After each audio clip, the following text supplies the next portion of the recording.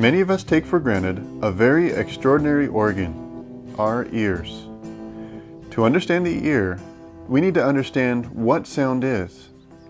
The speakers you are listening to right now are vibrating, flexing in and out, causing a wave of pressure through the air. The frequency of these waves, or the speed at which the sound-creating surface moves back and forth, affects the pitch of the sound. The level of air pressure in each wave is directly related to how loud the sound is. The outer part of our ear catches these waves. It faces forward and has a specially designed structure of curves helping us to determine the direction of the sound and also emphasize the frequencies used in human speech. Now that the sound waves are caught, they travel through the ear canal and strike against our eardrum, a thin membrane about 10 millimeters wide. Now that we receive the sound, the middle ear transfers this energy. The smallest bones in your body, the malleus, incus, and stapes, start in motion.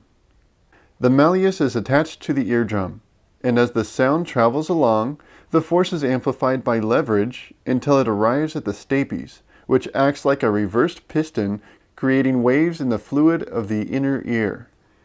The most significant increase in pressure is caused by pneumatic amplification. The face of the stapes has a surface area of about 3.2 square millimeters, while the eardrum has a surface area of 55 square millimeters. Using this, along with leverage through the malleus and incus, the final pressure is 22 times greater than when the sound first arrived. Now we come to the most complicated part of the hearing, the cochlea. In reality, it is coiled up, but it is easier to understand straightened out. There are actually 3 chambers inside, but let's take a look at the central part. The stapes is causing pressure waves to travel through the structure. Along the inside wall is about 20 to 30,000 reed-like fibers. As the waves move along, they encounter fibers with the correct resonant frequency and energy is released. These fibers aren't actually what give us the signal that we heard something. There is a special structure next to these fibers containing hair cells. When the fibers resonate, they cause the hair cells to move, which then sends an electrical impulse to the cochlear nerve and onto the brain.